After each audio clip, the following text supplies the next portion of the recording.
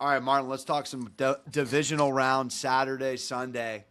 Arguably the best playoff weekend. Some people like this one more than wild card. I like wild card weekend a little more, but obviously get the one seeds, Seattle and Denver, respectively. Denver will start chronologically here. Kick off the playoffs hosting Josh Allen. It's a 1.5-point line. At the moment, pending where you shop, Denver is laying the 1 point. Josh Allen put the cape on. Unbelievable road win. Last week's narrative, not this week's narrative, my man. Owen, what? Something. Never won a road game under Allen. 33 years for the Bills organization. All that's gone. They go to Denver, though. Tough place to play. Best player versus best defense. What say you? I'm taking best defense, man. I know I went with the same strategy last year, or last week rather, and taking the Jaguars over the Bills. However, the issue is that best defense wasn't the unit that could take the field last for Jacksonville, right? They had to score the points. And Josh Allen, to his credit, it's like I said in our preview of that game, I picked the Jaguars to win. They're the much better team. Josh Allen's the best player on the field by far, and he might just have a 6-touchdown day. Now, he didn't do that. However, it was clear that he was the MVP of that team and the most valuable player. If the other things, you're just pointing out value as a pure value, right? Not standings, whatever. Josh Allen's your MVP. The team would be nowhere without him. But I say that to say, I think that I get the head coach advantage with Sean Payton by a mile. I'll give you that. I think I get the defensive advantage with Denver over Buffalo by a considerable margin. And offensively, I think the weapons, save for quarterback position, the weapons in Denver are a tick higher than the weapons in Buffalo. It's a lot of the same. It's a lot of the same take that I had against Jacksonville. The difference between this one, I got a Hall of Fame head coach instead of a first-year guy. You know what no one's talking about is these two teams just played each other in the playoffs, my friend. And Last do year. you remember the box score? Because I'll read it to you, and everybody on Denver should be terrified. It was 31-7. Here's the thing with the Buffalo defensive narrative. They're, in the last several years, plural, not a terrible defense that gets a terrible rap for not being able to stop the run, etc. If you just do the little things like they did against a similar comp to the Jacksonville scenario, which I'll sell you on. Trust issues with Lawrence, you should have the same thing with Bo because he's played with his food all year. You just can't get away with that in the playoffs. You can in the regular season. But second to that, this guy had a lackluster outing against a lot of pieces on this very team, and we're going to give that much credence to Denver's home playoff advantage. It is a tough place to play. You can sell me on the elevation, sure. It's not Jacksonville. There will be Bills Mafia in the building. It's not going to be 95-5. It might be 80-20, 85-15. But this is the year of the best player, my friend. I'm sorry. I am all in on Buffalo. My prediction was Rodgers hosting Buffalo.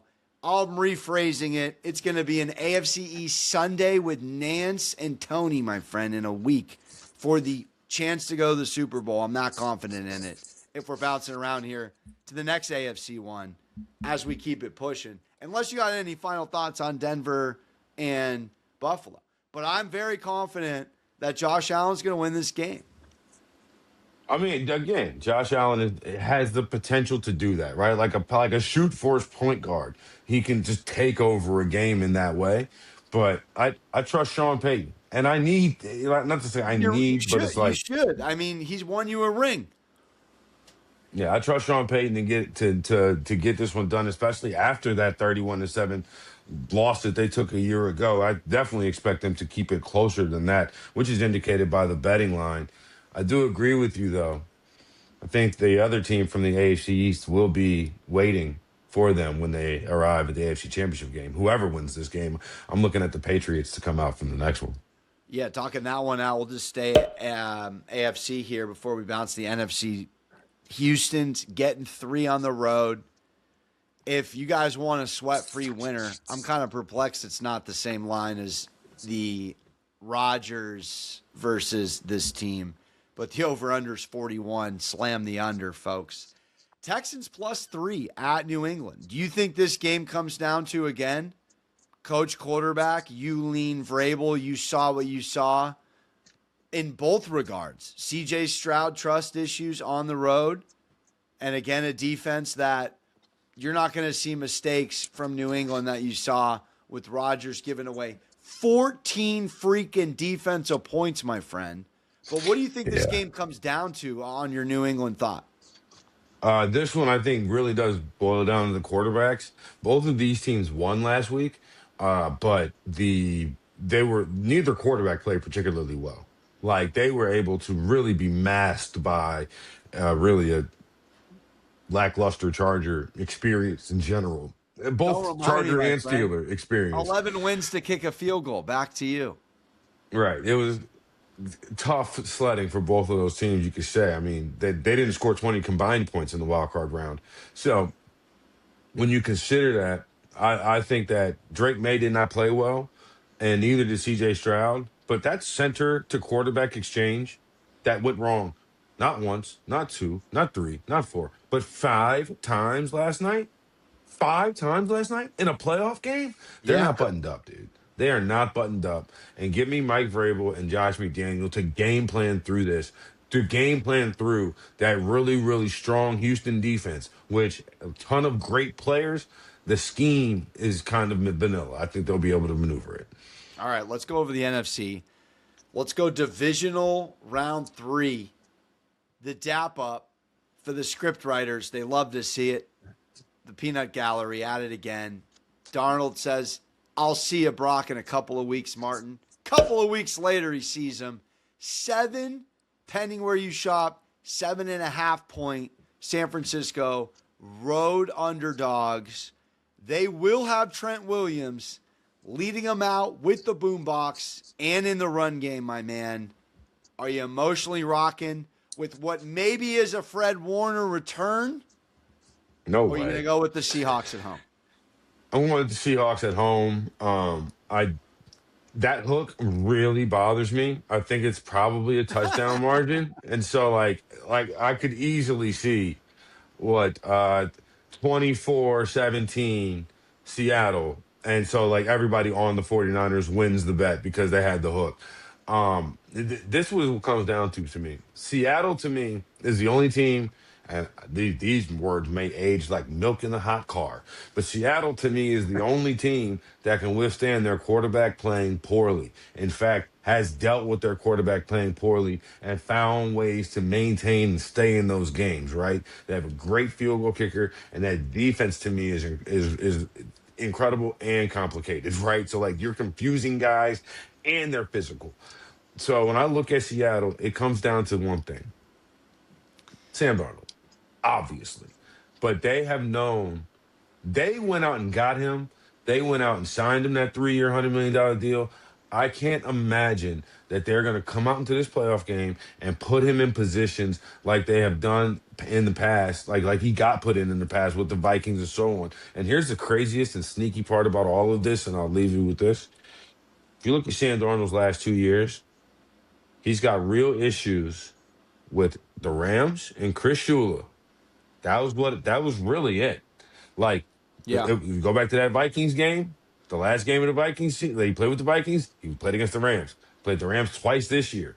Turned the ball over 7 times, right, in those 2 games. You look at the rest of everything else, it's not that bad. I think they manage him well and manage him on the way to at least a 7-point win. You're praying for good management, my friend, because little Sammy Big Game Darnold's coming back, my man. I'm taking the Niners. Crank the boombox, Ian. Give me some producing off the mixing board. I got the Niners. It's tough to pack in a team 2 times in 3 weeks if you look at a little NBA with it and you just look at this coaching matchup. I did not look at that matchup. I miscalculated one game from a coaching perspective, and I missed severely on it. and it was Kyle Shanahan and Salah versus, and I'm going to go Mike McDonald, Kubiak, and his squad. And can I just say this before we move on to it? Darnold was a quarterback, a scout quarterback for this team. He did not have a good game against this defense 2 weeks ago. It was masked by an all-world performance in the Seattle defensive effort. If we're going to go 13-3 again, or it's going to be first to 20, like very similar couple of those games were this past weekend, I'm going San Francisco. Last thought, quick thought. Rams, Bears, home underdog Bears getting 3.5, 4, moving towards 3.5, though. Quick thoughts. I think this is where the miracle runs out. The miracle at Midway runs out. I actually think Chicago, the Rams win this. You're not feeling the air right now? Come on, baby. Well, listen, I can't go 3 feet without somebody. Hey, you see the game on Sunday? Come you see the on, game man. Enjoy the Midwestern pethiness. Let's go. We need it over here. I think that I'll put it like this. I think the Rams are going to score 40 points. Really? I don't know what the Bears are going to do. I think the Rams are going to score 30 to 40 points. I expect Matthew Stafford to deal. And I know that people are talking about the weather and all of this and all of that and that Carolina game. Again, we look at the quarterback. We look at the coordinator matchups all the time. Look at who Matthew Stafford threw his interceptions to this year. Evero in Carolina, Raheem Morris in Atlanta. What do they have in common? Former Rams defensive staffers while Stafford was there, right? He had 8 interceptions on the year, I believe. 6 in those 3 games, okay? So, for me, I'm looking at a team in the Bears that don't impact the quarterback. All they do is turn the ball over defensively. And I do not expect Matthew Stafford to throw them the ball, right? So that's kind of really the basis of it. I could see now. Then it comes up to how much can Caleb and them keep up, right? So it's like, but I think the Rams' offense is going to go nuts this weekend. Yeah, no, it's a fair take. I'm emotionally on Chicago. I don't actually have the same conviction I do with some of the other games, but I'm kind of riding with the wild card Wizard team, man. They don't make sense. They haven't all year. But if we're going to go Ben Johnson on McVay, I had this thought earlier. I was talking to someone. This could be the best heavyweight coaching matchup for years to come here. And this is round 1. And Benny J, because he doesn't have the same film on him as vice versa, comes in and out coaches McVay, Martin. And home field advantage is real. You're there. I mean, an unbelievable home field advantage. Stafford on the road in the playoffs is a 500 quarterback. He's not in a dome and cozy at this. If they get any pass rush, if they get any disruption, and Caleb get that magic going, they're never out, man. I mean, 21-6, you got to rewatch it to believe it. It's one of those fluky games. I'm going to go with the home team. All emotion, but I don't fault you for backing the Rams in a shootout. I will say there's a few things that I think I kind of glossed over because of the way the games went, like the results went, like the fact, well, number one, that last night may have been Aaron Rodgers' last football game ever, right? That got glossed over. What also got glossed over was because of the way that the Jacksonville press conference was disseminated around the media circles, that the Jaguars completely blew it and choked, right? Completely blew it and choked in the second half of that game. And then the last one is Ben Johnson got way too cute calling plays against that Packers in that first 3 quarters of that game. Correct. And Caleb bailed him out a lot. And I'm wondering, it's not there yet, right? I'm not there yet with Ben, but his last playoff game in Detroit, he had Jamison Williams throw an interception. Okay? Right? Now, the first playoff game in Chicago, we're doing a lot of funny stuff. Like, we'll see. You're right. He can't play with his food against this team like he can against LaFleur. Can't do that. You're absolutely right. Maybe he gets an uptick. But yeah, that does it for us on the game breakdowns.